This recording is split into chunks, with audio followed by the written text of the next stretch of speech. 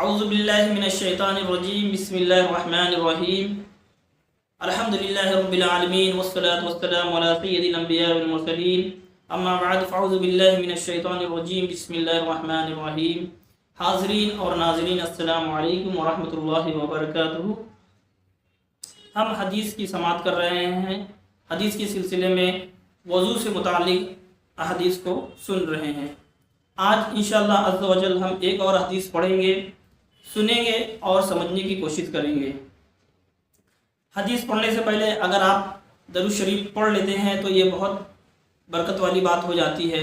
اول و آخر یعنی start and in the and درود شریف کو پڑھیں گے تو بہت زیادہ اس کا فائدہ ہوگا۔ صلی اللہ علی محمد صلی اللہ تعالی علیہ وسلم۔ مسلم میں حضرت امیر المومنین فاروق اعظم حضرت عمر بن خطاب رضی اللہ تعالی عنہ سے روایت ہے، رسول اللہ صلی اللہ تعالی علیہ وسلم نے فرمایا، تم میں سے جو کوئی وضو کرے اور کامل وضو کرے پھر پڑھے اشہد واللہ الہ الا اللہ وحدہ لا شریک لہ واشہد ان محمدا عبدہ ورسولہ، اس کے لیے جنت کے 8 دروازے کھول دیے جاتے ہیں، جس دروازے سے چاہے داخل ہو۔ صلی اللہ علی محمد صلی اللہ تعالی علیہ وسلم۔ صحیح مسلم میں یہ حدیث موجود ہے۔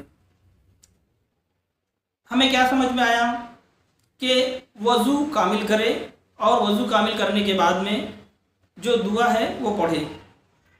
یہ دعا دوسرے کلمے کی طرح ہے، اشہد ان لا الہ الا اللہ وحدہ لا شریک لہ واشہد ان محمدا عبدہ ورسولہ۔ تو یہ پڑھیں گے تو انشاءاللہ عز و جل اس کی بہت ساری برکتیں ہمیں حاصل ہوگی، اور اگر اللہ نے چاہا تو بے حساب کتاب انشاءاللہ عز و جل اللہ اپنے فضل سے ہمیں توفیق دے اور ساری مسلمانوں کی توفیق دے کہ جنت میں چاہے جس دروازے سے چاہے داخل ہو جائیں۔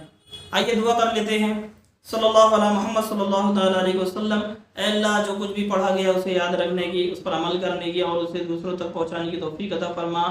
اے اللہ، روئے زمین پر اور زمین کے اندر جہاں بھی مسلمان پریشان آ لے اللہ ان سب کی پریشانی کو دور فرما، ہمارے والدین کی، ہماری اور سارے مسلمانوں کی مغفرت فرما۔ اے اللہ، کہنے سننے سے زیادہ عمل کرنے کی توفیق عطا فرما۔ وصلی اللہ تعالی علی خیر خلقہ سیدنا مولانا محمد وآلہ وصحبہ اجمعین برحمتک یا ارحم الراحمین وما علینا الا البلاغ۔ السلام علیکم ورحمۃ اللہ وبرکاتہ۔